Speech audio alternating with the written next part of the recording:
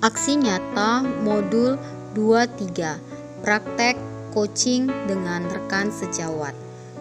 Kasus, Ibu Reni adalah seorang guru baru di sebuah SMP di kota tebing tinggi. Karena masih baru dan juga muda, ada beberapa guru yang memanfaatkan kesempatan dan alasan tersebut untuk meminta Ibu Reni menggantikan mengajar. Hal ini bukan hanya sesekali terjadi, bahkan sering dan masih berlanjut hingga saat ini. Jika memang keadaan benar-benar mendesak, Ibu Reni pasti tidak akan merasa keberatan membantu. Namun, untuk hal yang tidak penting, bahkan terkadang beberapa guru yang meminta bantuan tadi hanya duduk-duduk saja di kantor atau di meja piket. Hal ini membuat Ibu Reni menjadi tidak nyaman dan sedih.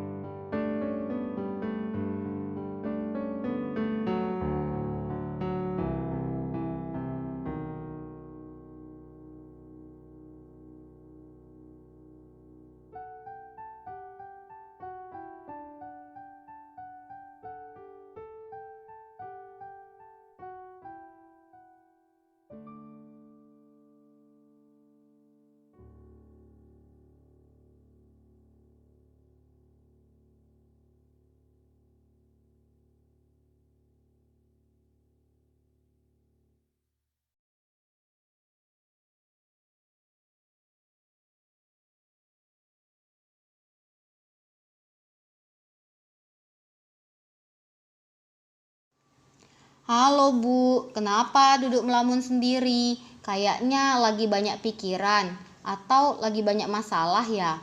Kalau Ibu nggak keberatan, boleh loh cerita sama saya. Mana tahu bisa membuat Ibu merasa sedikit lebih lega. Ibu, kaget saya loh. Ya nih Bu, sebenarnya saya mau menjumpai Ibu sih. Mau menumpahkan unek-unek saya yang sudah tak tertahan lagi. Tapi saya lihat Ibu selalu sibuk, jadi saya enggan. Kiranya nanti mengganggu. Ternyata kalau rezeki emang gak kemana ya, Ibu sendiri yang datang ke saya. Oh gitu. Lagian ya Bu ya, kalau memang benar-benar perlu atau mendesak kali, boleh loh Ibu duluan yang datang sama saya. Mana tahu saya cuma pura-pura sibuk aja. Ya udahlah Bu, kalau Ibu mau cerita, cerita dong. Biar saya dengarkan apa masalahnya. Gini loh Bu, kan Ibu tahu saya sendiri di sini sebagai guru honorer dan masih hitungan yang paling muda. Jadi selama ini saya sering diminta untuk menggantikan guru senior di kelas. Oh iya Kak, saya kira Ibu sampai sekarang nggak merasa keberatan loh. Karena saya lihat Ibu ceria-ceria aja ngerjakannya. Pada awalnya emang saya melakukannya dengan ikhlas karena juga saya tidak terlalu banyak. Namun makin lama kok makin sering. Dan saya lihat mereka bukan dalam keadaan mendesak, bahkan sering saya rasa alasannya dibuat-buat saja. Pernah terlihat saya sedang duduk mengobrol di kantor guru. Oh, seperti itu ya masalahnya. Tapi saya perjelas dulu ya Bu ya, biar saya nggak salah paham nih sama cerita Ibu tadi. Berarti menurut dari cerita Ibu tadi, Ibu saat ini lagi nggak senang nih dan nggak nyaman juga karena Ibu rasa kebaikan Ibu dimanfaatkan demi kepentingan seseorang agar dia bisa meninggalkan tugas mengajarnya bahkan untuk masalah yang tidak terlalu penting. Dan pernah juga terlihat sama Ibu dia sedang ngobrol di kantor guru. Tepat sekali Bu, inilah yang membuat saya merasa dibodohi. Nggak gitu juga kali Bu. Iya loh Bu, jadi saya dianggapnya apalah? Coba Ibu bantu jawab. Kalau gitu, kalau Ibu merasa ini menjadi masalah, apa yang udah Ibu pernah lakukan untuk mengatasi masalah ini? Biasanya saya menghindar dengan berpura-pura punya kegiatan lain yang sangat penting, sehingga tidak dapat membantu ibu tersebut. Namun alasan itu hanya berlaku untuk satu saat saja. Maksud Ibu bagaimana? Di lain waktu, ibu tersebut menjumpai saya lagi dan meminta hal yang sama. Ketika saya menolak dengan alasan yang sama, ibu itu langsung ngejudge saya, pura-pura dan bilang saya sombong lah. Oke, lalu apa lanjutannya tuh Bu? Yang jadi masalah lagi, ibu itu menyatakannya di depan guru senior lain. Otomatis mereka membela ibu itu dan saya jadi terpojok. Bahkan ada yang terang-terangan membela dengan pernyataan bahwa ketika mereka guru baru dan masih muda juga mengalami hal yang sama. Kalau itu saya ngerti perasaan Ibu. Bagaimana waktu itu? Sejak saat itu, saya gak bisa bilang apa-apa lagi atau menolak ketika ibu tersebut atau yang lainnya meminta menggantikan mereka. Walau mereka tahu sebenarnya saya juga ada jam masuk. Tapi Ibu kan gak mau keadaan ini berlangsung selamanya kan?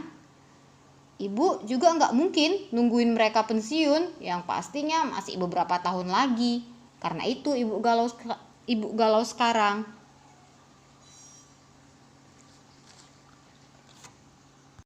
Benar sekali, Bu. Baiklah, saya akan mencoba memberikan Ibu pandangan. Posisi kita adalah seorang guru yang seharusnya menjadi panutan murid baik di sekolah ataupun dalam masyarakat. Walaupun Ibu dan saya lebih muda dari mereka, tapi kita sudah sama-sama dewasa dan mempunyai profesi yang sama pula. Pastinya tupoksi kita sebagai guru pun sama. Jadi menurut Ibu, apa yang sebaiknya Ibu lakukan terkait pandangan yang baru saja saya berikan? Seharusnya saya lebih berani menyatakan pendapat saya dan menolak dengan tegas. Nah, Ibu tahu itu. Lalu kira-kira setelah itu apa langkah selanjutnya yang akan Ibu lakukan? Baiklah, Bu. Saya akan memantapkan hati dan pikiran saya. Jika guru-guru senior yang biasanya memanfaatkan saya meminta untuk menggantikan mereka lagi untuk hal yang tidak penting, saya akan menolak dengan tegas. Saya akan berbicara empat mata dengan guru tersebut agar beliau tidak tersinggung dan saya akan menyampaikan apa yang selama ini saya rasakan. Bagus itu. Tapi Bu, Ibu harus menggunakan bahasa yang benar-benar baik dan lembut. Karena kita tetap harus menghormati yang lebih tua. Benar, Bu. Saya juga takut nantinya mereka tersinggung dan masalahnya akan bertambah panjang. Iya, saya ngerti kekhawatiran Ibu. Namun, yakinlah semuanya akan baik-baik saja selama Ibu menyampaikan perasaan Ibu dengan santun. Karena pada dasarnya yang melihat kejadian ini bukan hanya saya saja kok Bu, banyak yang lihat. Iya, ya Bu. Nah, sekarang bagaimana perasaan Ibu? Saya sudah agak lega, Bu. Galau saya berkurang jauh. Jadi, ketika Ibu akan melaksanakan rencana ini, apakah Ibu memerlukan dukungan atau support atau bagaimana? Tentu saja saya akan memerlukan dukungan, Bu. Saya takut seperti yang dulu. Saya menjadi terpojok. Kira-kira menurut Ibu, siapa yang bisa menjadi sumber pendukung Ibu agar Ibu bisa konsisten melaksanakan yang sudah direncanakan ini? Saya akan minta bantuan Bapak Wakur, Bu. Karena ini terkait juga dengan tupoksi kita sebagai guru. Nah, itu keputusan yang tepat loh, Bu. Semoga bisa berjalan dengan baik ya, Bu ya. Makasih ya, Bu. Sudah jadi tempat curhat saya. Oke, Bu, anytime. Ngomong-ngomong, saya tinggal dulu ya, Bu ya. Saya ada keperluan yang lain nih, Bu. Oke, Bu. Sekali lagi makasih ya, Bu. Oke, bye, Bu.